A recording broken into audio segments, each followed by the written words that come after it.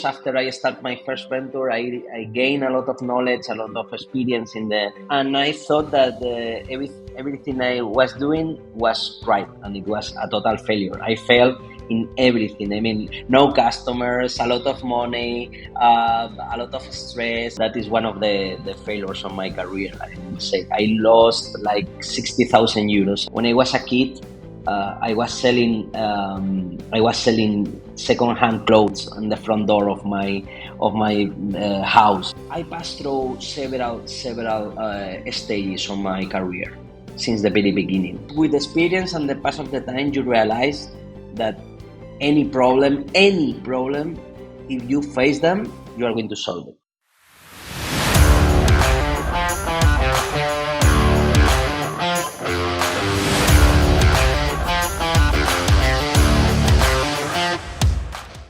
Hi, Oscar. Hello. Thank you so much for coming to the live of a founder. How's it going?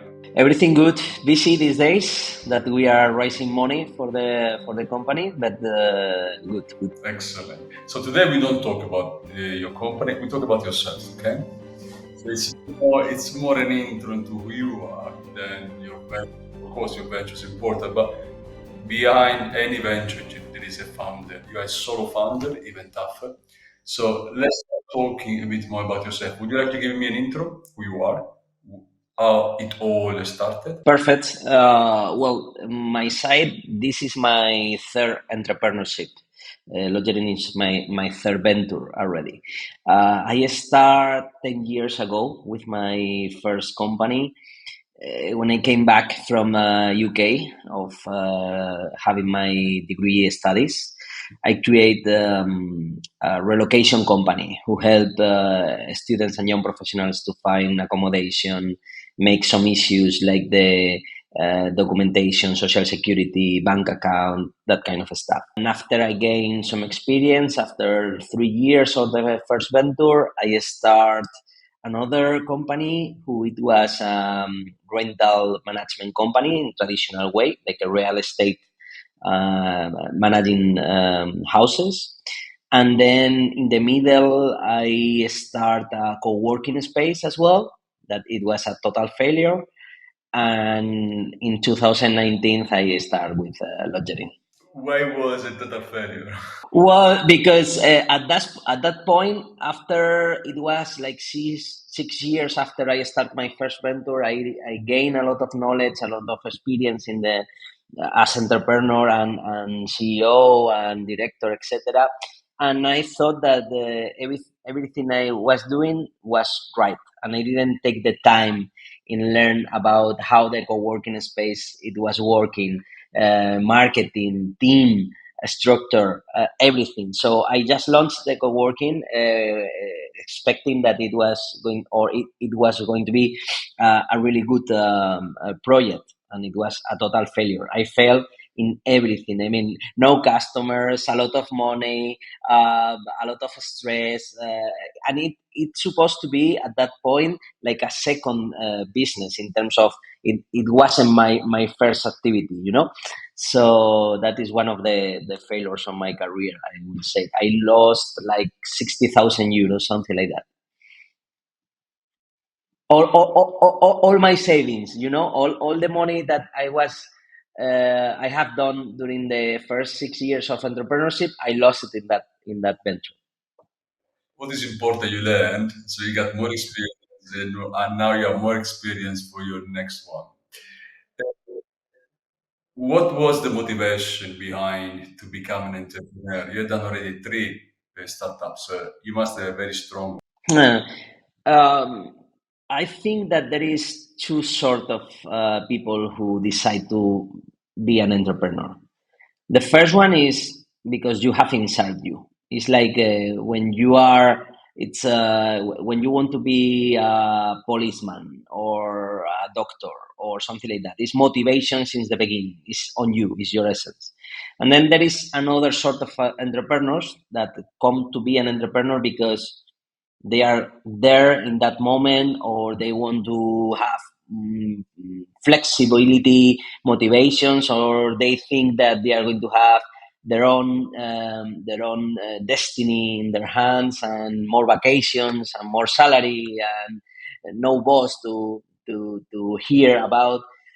That is other sort of entrepreneurs. On my side is, in essence, I mean, when I was a kid, I was selling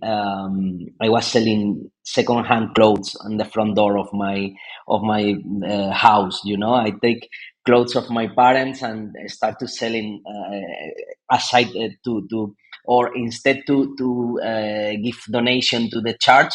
I take that clothes and start to sell.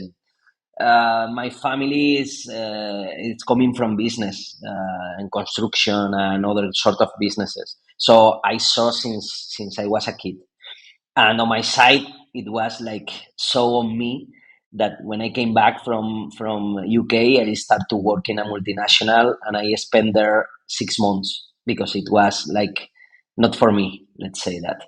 You are an entrepreneur because you really have inside, or because of necessity, because maybe where you live, unemployment rate is so high that you can't find a job. So the only way to survive is try to do something outside. Yeah, but Max, the difficult answer here is to think I'm prepared to be an entrepreneur. I'm prepared to suffer the stress, the pressure, etc. It's quite difficult, that decision. On my side, as I said, I was in a multinational making invoices in the financial department. It was the dream job for my friends, the family, and etc. And after 6 months, seeing the same process every day, just following instructions and making invoices into the system, after 6 months, I quit. It was 2013. And people told me, "Are you crazy? Have you been studying a degree in UK, learning English, to start in a multinational, to have this job security, salary at the end of the month, vacation?" It wasn't for me. It wasn't for me. Yeah, it was not for you. But, I mean, we being entrepreneur, the very much beauty is you do what you like to do, regardless if you fail or not. That's a different story. But you really do what you like. So wake up in the morning, you can't wait to go to work. You still work at the midnight. That's not working. That's a pleasure. So when people tell me why you work so much, I say I work. I don't work. What I talking about? Of course you work. You are never home. It's difficult to explain, but what we do, it's pleasure in some point. At some point we are like sodomists, I mean, masochists. We are working and we are suffering, but at the end it's a pleasure. It's kind of difficult to explain. Yeah, absolutely. What was the feeling when you started? Let's go back to your first startup. So, you leave a job, you leave the things that you are certain. So, you know that you have a job, you know you need to go to the office, you know you get paid, you know you have your 2 or 3 weeks of holiday, paid probably. But when you move to entrepreneurship, you don't know anything anymore. That starts working the black hole every day. You have no idea where you're going to. It's a nightmare. When you start, you have so much excitement in the process of create your own venture, your own company. You don't have thoughts, or you don't have vision in a long term. I mean, you don't realize about the suffering, the administration issues, the politics, the human resources, or the people who you must hire. You don't care about it. You are super excited that you are creating your first venture and your company, and you are going to be 1 billion company, $1 billion company. So at the beginning, you start, and it's like a balance. You have excitement and you have a lot of problems, but the excitement, it's covering all this stuff, so you don't care about it. But as soon as the company move forward into the business, the problems going higher, higher, higher, and the excitement start to go down, down, down, down, down, down. So I passed through several stages on my career since the very beginning. Fears overall at the beginning when I receive a notification for the tax company saying whatever. I start to panic. What I'm going to happen? I'm going to go jail, or what happened here? Or when a customer is complaining and says, I'm going to sue you because I didn't receive the service as I expected, or things like that. At the beginning, it was like, oh no, I'm going to go jail, or I didn't sleep. What can happen? I mean, with experience and the pass of the time, you realize that any problem, if you face them, you are going to solve it. Any problem has a solution. So it was like that. At the beginning, the fear, etc., it was complemented with the excitement, and then as soon as you reduce the excitement, you gain experience, and that experience help you to move forward and solve all this mountain of problems and stuff. At the end, I always say that my position, what are you doing in your daily day? Solving problems. Solving problems is my duty. And that's true. I mean, you had to solve problems, finding solutions, and not creating problems. Already problems coming every day. But what were the initial struggles when you started? Most than any, the cash flow. You are making a lot of my first company, it was B2B.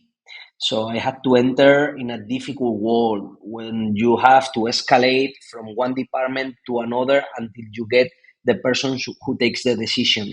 That time that you are spending, it's time that you are not earning money. You are spending just to you can realize, I sold my car, I sold everything, I start from nothing. I mean, I had nothing on my account. I had more money in tips because I wasn't able to afford the payment on parking on the street. You know, I was so I went to the meetings. I leave the car outside, and I didn't put the ticket because I didn't have money for afford that. So I had more money, more tips than the value of the car that I was using. So I spent like 500 euros in buying a car just to move and go to meetings. So the first struggle is always the same. You don't have customers. You have to make everything. You are the orchestra man, and it's difficult. It's difficult living with that in mind. You don't have money. The months are passing through, and you are not able to gain customers at the beginning. So it was super difficult. The first year, I remember, it was a mixture of feelings between the excitement and the cash issues. That is one of my biggest struggles at the beginning. I mean, we always find struggles when we start. There is nothing to do. The beauty is the excitement must not go down. If you keep strong, you keep motivated, and after we talk about, you can overcome the problem. If you start to let you down, by then it's going to be a problem. That's the major problem. I'm giving classes of entrepreneurship in a university here, and I always say to my alumni the same. I can show you stages and steps to make as less mistakes as possible, but being an entrepreneur, it's difficult way. Doesn't don't matter what you do, and it's going to be suffering since the beginning and struggling, as you said, since the beginning, because doesn't matter what you do, everything is here. And to solve these problems that you have and these struggles that you have in your mind, the only way to learn about it is with experience. So you have to pass the first stage of 1-2 years when you start a business to gain all that strength on you that you don't know that you have it, and you learning with experience is the only way. The only, I mean, the good learning come only with apply, doing. Theory is not that great. I mean, I remember when I did my MBA so long. But when I finished, I started applying everything. 99% was useless. I said, what have I done? I mean, I studied so much, spending money, spending time. And then the day, it's very little, practically talking, what I can use because all the rest was not there. So you need to effectively doing stuff on the ground to understand. But how to be an entrepreneur affects your life in a good or in a bad way. Well, in a good way, as I say, I gain so much experience. Experience enough that I wouldn't be able to gain, I'm pretty sure, in a multinational company or working for anybody else. You learn about everything in life, not just financial matters, legal matters, human resources, leadership, everything, business, negotiating tactics, whatever. Aside that, you find yourself. You find what is your limit. You find how strong you are. The bad way, you have to be able to understand that you have to reject some lesser things. Um, Friends, party, vacation, money in some point, luxury things in some point. That is something that you must be able to understand that you have to reject. Maybe not in every time, but in some point. I have the luck to have the best wife that I couldn't be able to think about to have, who is supporting me. But if I wouldn't have that wife, another kind of person to my side, is difficult. You are taking so much time, and that is the best valuable thing that you can have. And that time is time with your wife, with your kids, with your friends, in your leisure. And that is something that you must understand that is one of the bad things here, but it is what it is. You lose always somewhere. There's the law of balance, okay? And but when I talk to founders and they come to me the very, very beginning where they decide to start a business, I always say to them, are you ready for a miserable life? Because if you're not ready for a miserable life, don't do this because there is nothing except for your excitement and your hope to become. At the very beginning, there is nothing. It's empty, full of problem, and empty of pleasure. Pleasure intending go on holiday, fancy dinner, and so on. This is the reality. There is nothing to talk. Do you have a day-by-day routine that keep you in balance? Well, I read. I make 1 hour of working, like 3, 4 days per week. The reading it's helping me a lot. One of the last things I discovered, it was when I start my acceleration program in Lanzadera this year. I realized that we have an ecosystem with a lot of entrepreneurs, and I never have been in that environment before during my career. So when I went there, I realized that everyone is in the same mood that you are, and everyone have the same life that you have.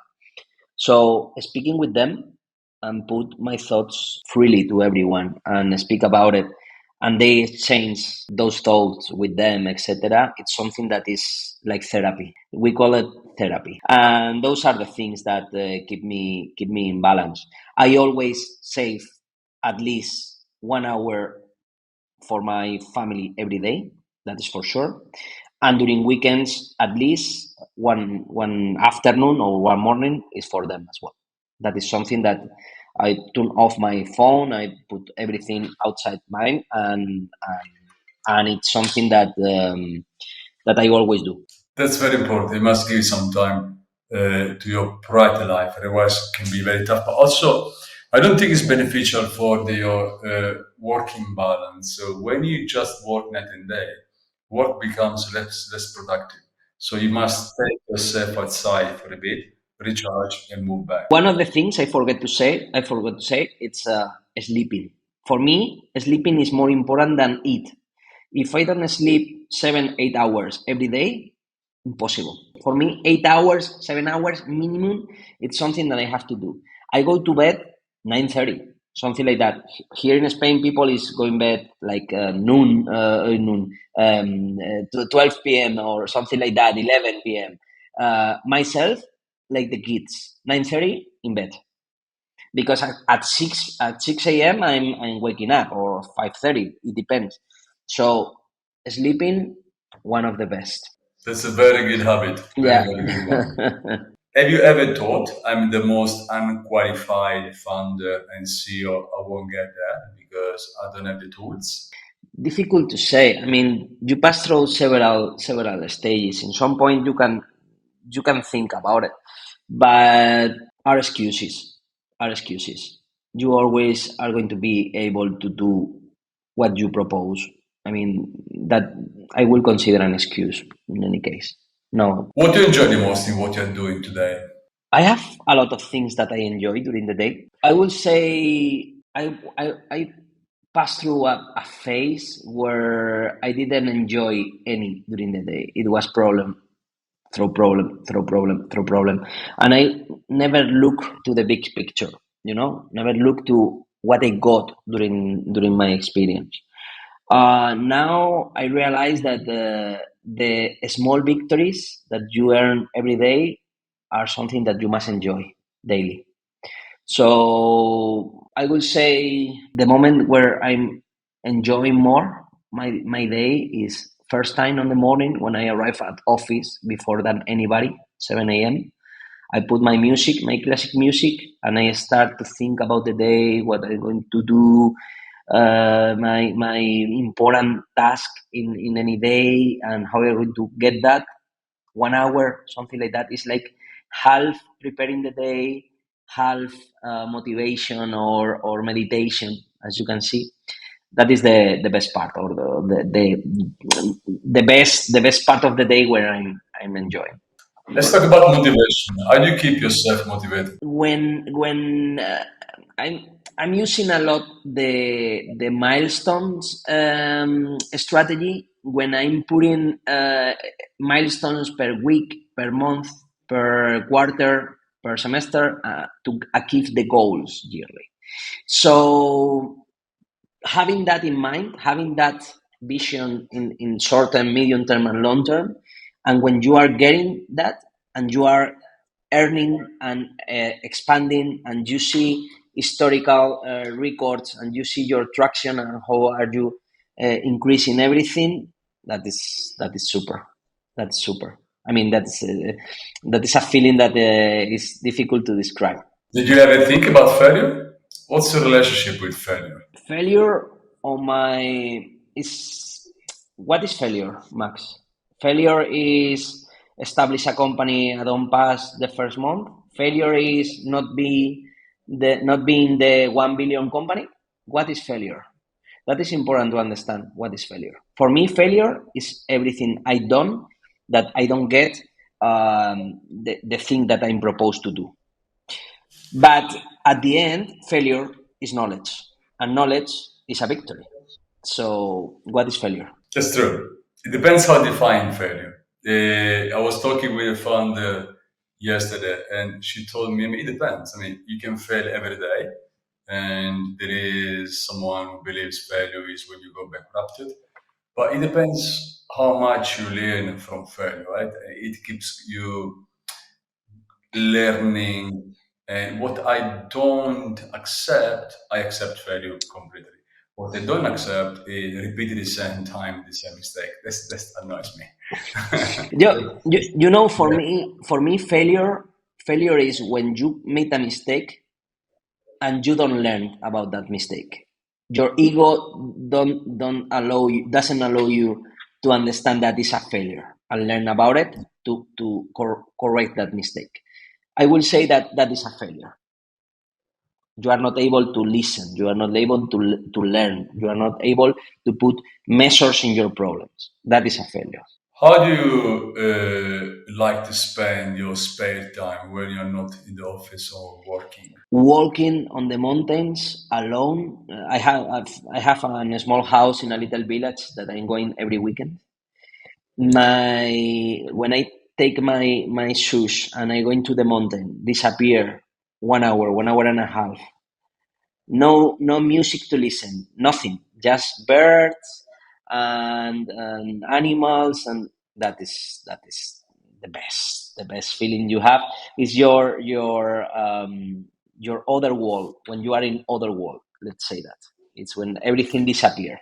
I love peace as well. I mean, maybe because we are overwhelmed, Hmm. too many noisy, I mean, too much noise, too many informations, Yeah. and you really need a place to be without nobody, means nobody, Hmm. except maybe animals around you, it's a different story. At least for me, it's very recharging, very much.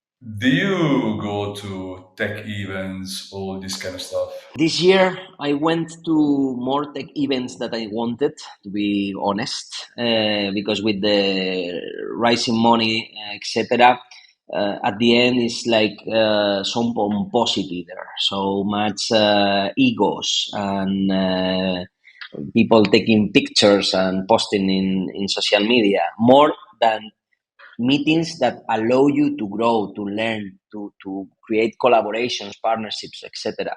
So this year I went to several, and at the end, the result it wasn't was I expected.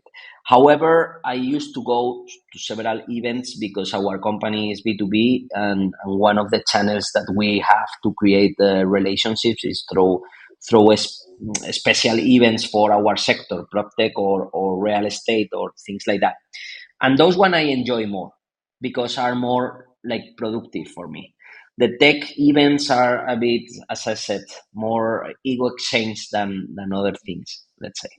The funny thing is the tech events are everything is good, everything is great, and behind our works, it's exactly the opposite, right? But when you go there is this duty to show off, which is very funny. I mean, I Mm, enjoy to see it many times. What they say, it's absolutely not there, but in somehow, I do believe founders must be a bit more aware what they're doing, who they are.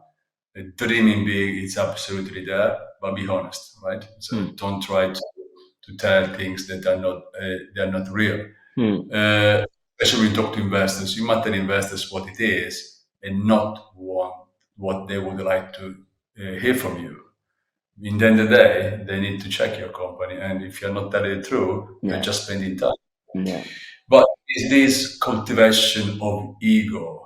Founders must be invincible. We are not invincible because we are humans. So any founder has the good and bad day, and none of us is invincible. So just be who you are. It's very simple life, no? True. But if you can sit with world leaders, what do you like to tell them that for you does work, you don't like? We are in the moment that everyone in the world is fighting each other. It's more independent than in any time in history. I'm a bit afraid about that. And I think it's a lack of leadership, not just in big companies, multinationals, if not in the governments and etc. And we need more leadership, more common thoughts, and find solutions for everyone than going in independent way. So it's difficult to say that. I mean, it's pretty a mess. The last 4 or 5 years has been an absolute disaster. After COVID, But I'm very surprised. Yeah. I mean, it's been an absolute disaster. But politicians, how they are, they don't think about you, they think about themselves. yeah. They make people believe that there's something good for them. But the reality is, there is nothing behind except the good for the politicians itself. Hmm. So it's about the results are pretty simple to see. We can read what's going on every day. Uh, are you concerned about climate change? And For what's your contribution? for sure. I mean, um, I think we had or we have an opportunity to change this, and I see a lot of words. I see a lot of governments, 2030 agenda, a lot of things, but I don't see that the mind of the people is changing about it. And it's a thing that is a reality. It's here, it's now. You can see the weather, you can see the phenomenal that we are suffering here in Spain. Last year we have a volcano eruption. I mean, it's something that is happening already and people is not realizing about it. I think tech can help to solve it out, to sort it out. We have to make more things with tech.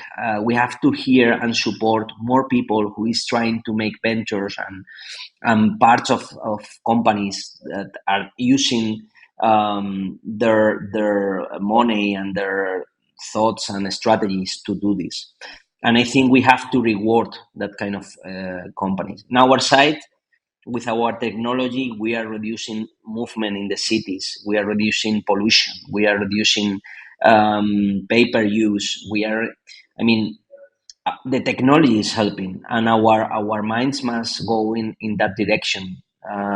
We have to do things that are not just solving problems, if not are solving problems, and we are thinking as well in climatic change. That's for sure. Well, the problem is there. We need to fix it. The only thing is we are not doing enough. Hmm. There is no way we are going to achieve the goals that we have set for us. And the more we go, the less time we have. Yeah. And there is a lot of talk, but there is very little in terms of action. Very, very little Hmm. compared to what needed. What are the things that touch you the most and you are willing to fight for? I will say kids, since I'm father. When I saw hunger in kids, or the war in Ukraine, for example, with a lot of kids without parents, or now what is happening in Gaza, uh, and Israel. It's difficult. I will put some things overall for hosting kids and providing them education, homes, things like that. Other issue that is concerning me, as just said, it was the climatic change.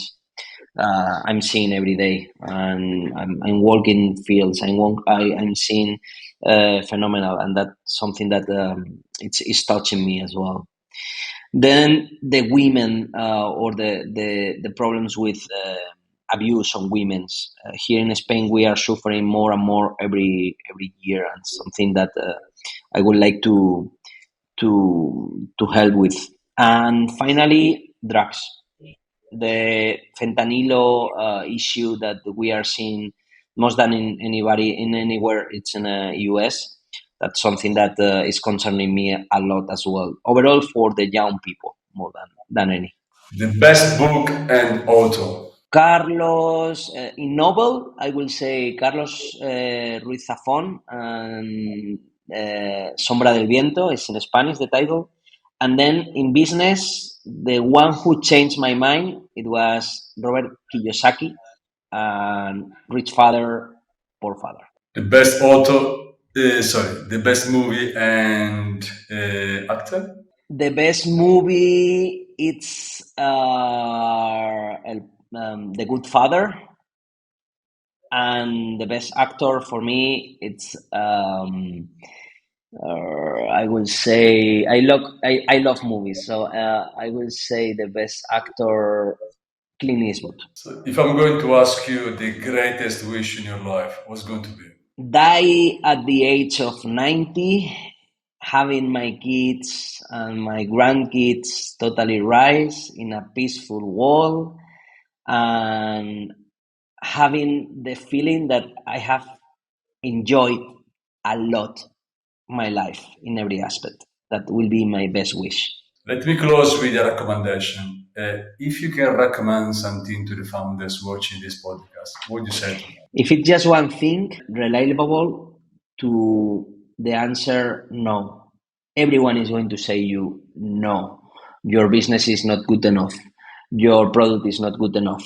You are not the best person to be there. You are not a good leader. You are the no. The no. Nobody knows. You must listen to everyone, but you can pass through the no if you want. That is the. If I have to give just one advice, be reliable to know the no answer. So you are the only one who knows you can really can do. The others, how can you know? Ex- There's no way they can talk. Oscar, thank you so much for coming to Live Founder. It's been an absolute pleasure. Thank you. Thank you, Max. Thank you.